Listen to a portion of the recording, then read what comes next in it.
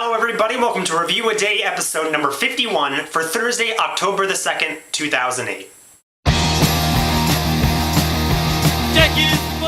Hello everybody, welcome to Review a Day, the daily video blog where I review a movie 7 days a week. My name is Leland Brunger and thank you very much for joining me.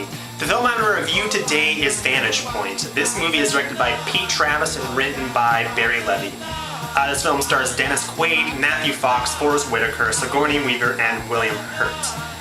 This movie follows several different perspectives that take place during a assassination attempt on the president's life, and then afterwards a bomb goes off. The film opens and we follow Sigourney Weaver and kind of her news crew in the van reporting on this. The bomb goes off, the assassination happens, and then it goes back and it tells the perspective of Dennis Quaid, who's like a Secret Service agent. We follow him through the events, and then we go back and we follow Forrest Whitaker, who's a guy with a camera in the audience, and then we go back and we follow the terrorists, and throughout the film we get kind of the bigger picture of everything that went on that day. Vantage Point is an incredibly high concept film.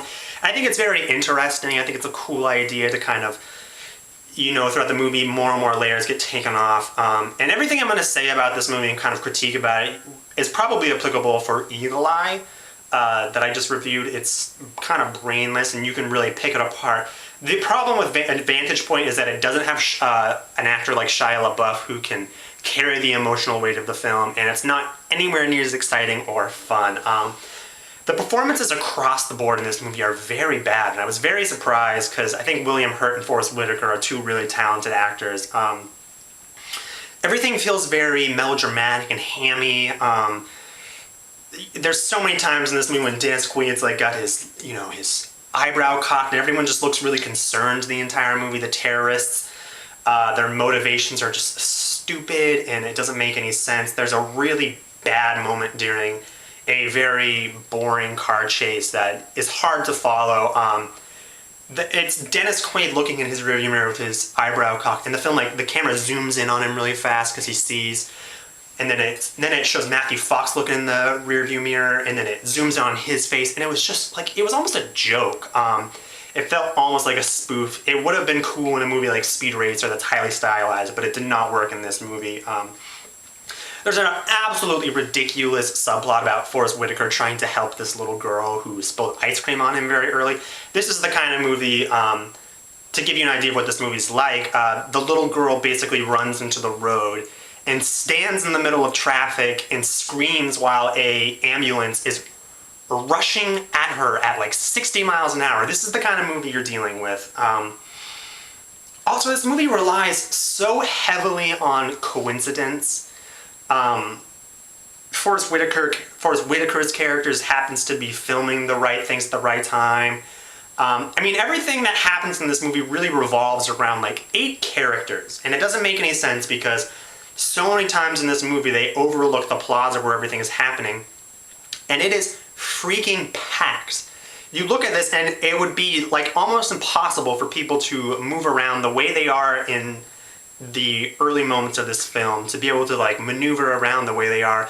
And the fact that it's these people who just happen to keep bumping into each other, and not that it's impossible for that to happen, but the plot relies so much on that the camera happens to pick up Matthew Fox's character doing, you know, he's up to no good, and then you know, Forrest Whitaker happens to notice Dennis Quaid looking in a certain direction, so then he films that, and one of the cops in this movie, his girlfriend is involved with the terrorists, and he happens to see her throw the bag under the stage, and then he also is running out, and then he happens to see an ambulance drive by, and he sees his girlfriend in the car, and she happens to be dressed as an MT, and it relied so much on that, and it seemed like such a cop-out. And I realized, you know, every single plot hole that you can pick in Eagle Eye was, oh, well, I don't want to spoil it for you, but the ending of the movie, the villain, it's true, but that movie was much more fun, and I think this is such a good example of